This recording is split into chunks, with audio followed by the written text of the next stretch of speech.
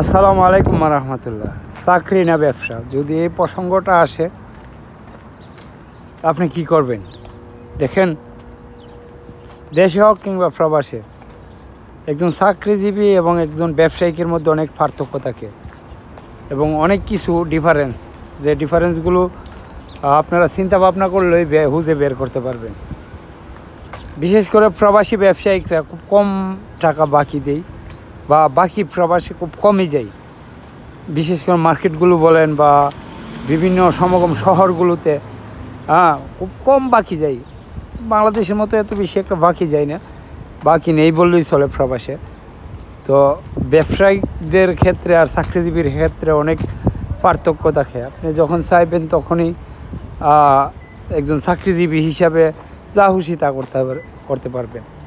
এই মুহূর্তে চাইছে ঘুমাইতে পারবেন, বা আপনার কোথাও যাওয়ার ইচ্ছা হয়েছে কিংবা আপনি দেশে টাকা পাঠানো, যে কোনো মুহূর্তে টাকা পাঠাতে পারবেন, যা মনে চায় তা খেতে পারবেন। হ্যাঁ, একজন চাকরিজীবীর ক্ষেত্রে সে কিন্তু তার স্বাধীন মতে সে সব কিছু করতে পারে। তবে একজন ব্যবসায়িকের ক্ষেত্রে আর একজন চাকরিজীবীর ক্ষেত্রে সে চাইলেও কিন্তু কোনো কিছু করতে পারে না। অনেক সময় অসুস্থ থাকে, প্রতিদিন টাইম টু টাইম ডিউটিতে যেতে হয়, একদিন না গেলে গালি খেতে হয় ফোরম্যান, সুপারভাইজার কিংবা অন্য অন্য ম্যানেজার থাকে, বা স্যালারি কেটে দেই। এরকম এই ইয়েগুলো কিন্তু প্রবাসে যারা চাকরি করে তাদের ক্ষেত্রে হয়ে থাকে। অনেক অসুস্থতার মধ্যেও তারা চাকরি করতে হয়।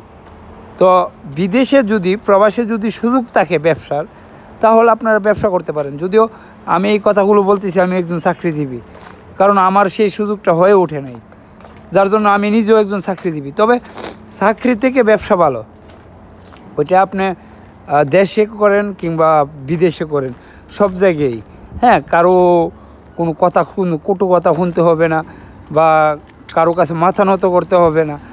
আপনি আপনার মতো স্বাধীনভাবে ব্যবসা করে যেতে পারবেন, বা আপনি আপনার মতো করতে পারবেন। ওই জিনিসগুলো কিন্তু সব দেশেই, যেমন সৌদি আরবে তেমনি বাংলাদেশের একই পরিস্থিতি।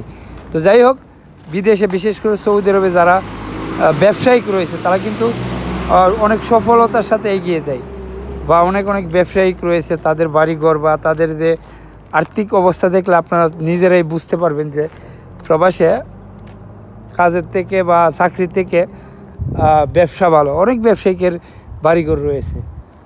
তো এজন্য যদি সুযোগ পান প্রবাসে, সৌদি আরব বলেন বা অন্য অন্য জায়গায় বলেন, চাকরির পাশাপাশি একটা চেষ্টা করবেন একটা ব্যবসা করার, বা একটা ব্যবসা দাঁড় করানোর, প্রতিষ্ঠান একটা করানোর। কারণ ব্যবসা থেকে এর চেয়ে বেশি উপার্জন। বেতনটা কিন্তু মাস শেষে যারা চাকরি করে এক নির্দিষ্ট পরিমাণের বেতন আসে, এর থেকে বেশি আসে না, বরং কম আসে। কিন্তু ব্যবসার ক্ষেত্রে কিন্তু ওইটা আনলিমিটেড, কোনো মাসে বেশি আসবে, কোনো মাসে কম আসবে, আবার কোনো মাসে সাইড ডবলও আসে। তো সৌদি আরবে ব্যবসার ক্ষেত্রে কিন্তু অনেক ব্যবসায়িক আছে যারা আস্তে আস্তে ছোটো থেকে বড় হয়েছে। হট করে তো আর একজন ব্যবসায়িক বড় হতে পারে না, তাদের আস্তে আস্তে সময় লাগে বড় হতে। তো এই হচ্ছে অবস্থা। যারাই সৌদি আরবে যদি কোনো সুযোগ সুবিধা পান, তাহলে আপনারা একটা ব্যবসা বা একটা প্রতিষ্ঠান করতে পারেন। চাকরি থেকে ব্যবসা ভালো, আমি ওইটা মনে করি।